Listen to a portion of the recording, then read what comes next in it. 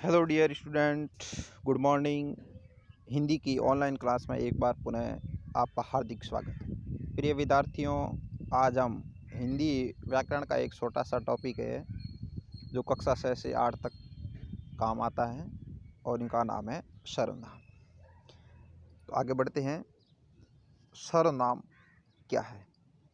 परिभाषा: संज्ञा के स्थान पर इस्तेमाल होने वाले शब्दों को सर्वनाम कहते हैं। सरल शब्दों में सर्व यानी सब, नाम यानी संज्ञा के बदले जो शब्द आते हैं उन्हें सर्वनाम कहते हैं।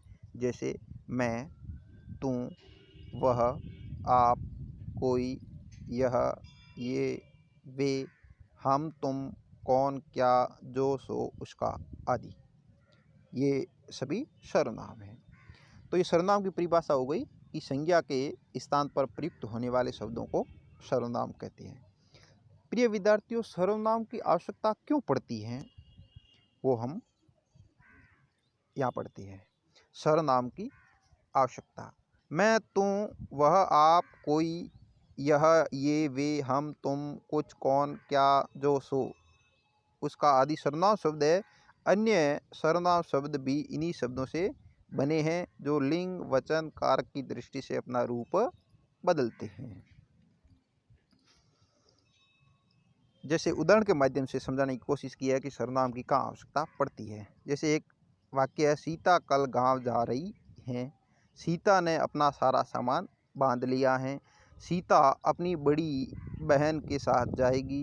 सीता ने गांव के बारे में बहुत कुछ सुना है। सीता का बहुत मन था गांव में जाने का।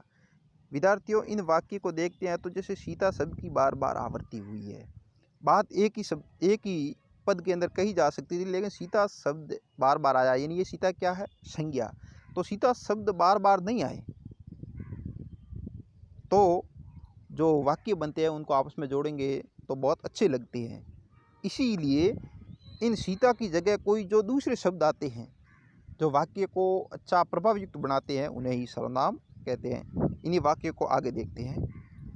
जैसे यहाँ पर लिखा है, उन्हीं वाक्य को, सीता कल गांव जा रही है।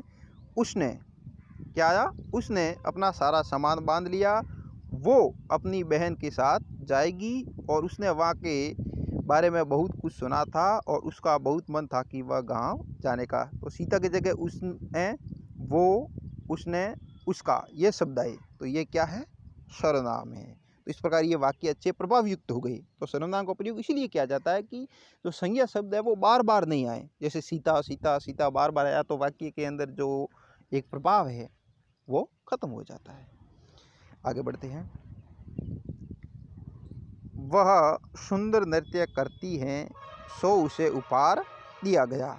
वह सुंदर नृत्य करती है, सो उसे उपहार दिया गया। ये दो वाक्य है, यह वाक्य और यह वाक्य है। इन वाक्यों को आपस में जोड़ने के लिए सो शब्द का प्रयोग किया गया तो यह भी सर्वनाम है। यानी कहने का अर्थ यह है कि सर्वनाम का प्रयोग कभी कभार दो वाक्यों को आपस में जोड़ने के लिए भी किया जाता है, जैसे इस उदाहरण के माध्यम से समझाया है। आगे बढ़ते हैं नेक्स्ट पेज। अब सर्वनाम के भेद, ये आपको अच्छी तरह से याद करने पड़ेंगे, एक प्रकार से रटने पड़ेंगे। सर्वनाम के 6 भेद होते हैं। विद्यार्थियों, आप विशेषण पढ़ेंगे तब आपस में कंफ्यूज ना हो, इसीलिए ध्यान रखना कि सर्वनाम के 6 भेद होते हैं। पुरुषवाचक सर्वनाम, निजवाचक सर्वनाम, संबंधवाचक सर्वनाम, प्रश्नवाचक सर्वनाम, निश्चयवाचक सर्वनाम और अनिश्चयवाचक सर्वनाम। अब पुरुषवाचक सर्वनाम क्या है? पुरुषवाचक सर्वनाम ऐसे सर्वनाम शब्द हैं जिनका प्रयोग बोलने वाला अपने लिए या श्रोता के लिए या किसी अन्य व्यक्ति के लिए करता है, वो पुरुषवाचक सर्वनाम कहता है। यानी बोलने वाला, सुनने वाला श्रोता और जिसके बारे में बात की जाती है, इन तीनों के बारे में बातें होती है, वो पुरुषवाचक सर्वनाम है। अब पुरुषवाचक सर्वनाम के फिर 3 भेद हैं। उत्तम पुरुष, जिन पुरुषवाचक सर्वनाम शब्दों का प्रयोग बोलने वाला या लिखने वाला अपने लिए करें वो उत्तम पुरुष है। उत्तम पुरुष सर्वनाम कहलाता है। यानी बोलने वाला, वक्ता उत्तम पुरुष हो जाएगा। आगे वाला सुनने वाला, अगला क्या हो जाएगा? जैसे उसी उत्तम के उदाहरण दिए हैं, मैं, मुझे, मैंने, हमने, मुझको, हमारा, ये इनके उदाहरण हैं। मध्यम पुरुष, यानी सामने सुनने वाला, ऐसे पुरुषवाचक सर्वनाम शब्द जिनका प्रयोग बोलने वाला या लिखने वाला सुनने वाले या पढ़ने वाले के लिए करे, यानी सामने वाले व्यक्ति के लिए, वे मध्यम पुरुष सर्वनाम वाचक कहलाते हैं। उदाहरण देखो, तुम, तू, तूने, तुम्हारा, तुमने, आप, आपका, तुझको, तुमसे आदि। Next page. अन्य पुरुषवाचक, यानी वो वहाँ उपस्थित नहीं होता है। ऐसे पुरुषवाचक सर्वनाम शब्द जिनका प्रयोग बोलने वाला किसी अन्य व्यक्ति के लिए करता है, वे अन्य पुरुषवाचक सर्वनाम कहलाते हैं। Example, next page. उन्होंने, उसने, उसे, वे, इसने, उसको, उसका, उसकी आदि एग्जाम्पल थी। निजवाचक सर्वनाम। निज शब्द का अर्थ होता है अपना। ऐसे सर्वनाम शब्द हैं जिनका प्रयोग बोलने वाला स्वयं अपने लिए अथवा लिखने वाला स्वयं अपने लिए करता है, उसे निजवाचक सर्वनाम कहते हैं। एग्जाम्पल, स्वयं, आप, खुद, अपना आदि। राधा अपनी सहेली के यहाँ गई है। राधा अपने आप गाड़ी चलाकर चली गई। अपना काम स्वयं करना, यानी जो खुद के लिए जिन शब्दों का प्रयोग होता है वो निजवाचक सर्वनाम कहलाता है। नेक्स्ट, संबंधवाचक सर्वनाम। नाम से स्पष्ट है, संबंधवाचक यानी यह ऐसे सर्वनाम शब्द हैं जिनसे वाक्य में उपयुक्त संज्ञा या सर्वनाम का अन्य संज्ञा या सर्वनाम के साथ परस्पर संबंध ज्ञात होता है, उसे संबंधवाचक कहते हैं। Example, next. जिसका, उसका, जो सो, जैसा वैसा आदि। जो करेगा वो भरेगा, जिसकी लाठी उसकी भैंस, यानी वाक्य आपस में जुड़ते हैं। जो करेगा वही भरेगा, तो जो और वो आपस में जोड़ने वाले शब्द है, तो ये संबंधवाचक हो। जिसकी लाठी उसकी भैंस, और जिसकी और उसकी, ये लाठी और भैंस को जोड़ता है, तो ये हो गया संबंधवाचक। नेक्स्ट चलते हैं, प्रश्नवाचक सर्वनाम।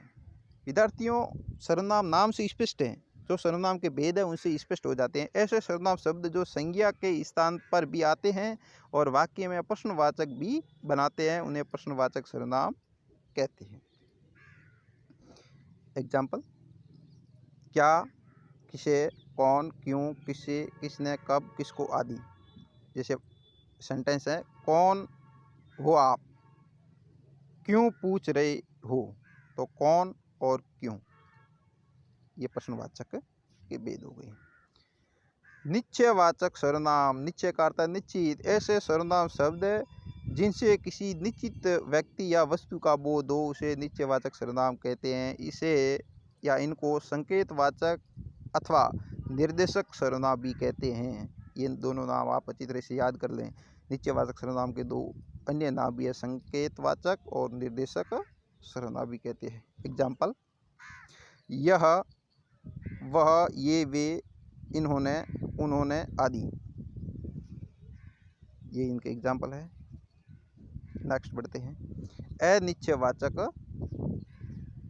सर्वनाम। ऐसे सर्वनाम शब्द जिनसे किसी निश्चित व्यक्ति वस्तु का ज्ञान नहीं होता है, उसे अनिश्चयवाचक सर्वनाम कहते हैं, यानी निश्चित नहीं होते हैं। एग्जाम्पल देखो, कोई, कुछ, किसी आदि। ध्यान रखें, प्राणियों के लिए कोई, पदार्थों के लिए कुछ का प्रयोग होता है। देखो, कोई प्राणियों के लिए होगा और कुछ निर्जीव वस्तु के लिए होगा। जैसे सेंटेंस है, कोई तो बात सुनो, कुछ खा पी भी लो। कोई और कुछ अनिश्चयवाचक सर्वनाम है।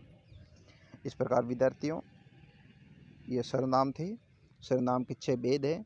इन्हीं पेज को आप अपनी अभ्यास पुस्तिका में सर्वनाम की परिभाषा, आवश्यकता क्यों पड़ती है, उसकी सभी भेद, उदाहरण और एक 2 वाक्य है वो अपनी नोटबुक में लिखें और मुझे अपने व्यक्तिगत व्हाट्सएप नंबर पर सेंड करें। प्रिय विद्यार्थियों, जो व्याकरण मैंने पढ़ाई है, तो कम से कम 3 से 4 टॉपिक होने के बाद मैं आपकी एक ऑनलाइन टेस्ट भी लूँगा। धन्यवाद।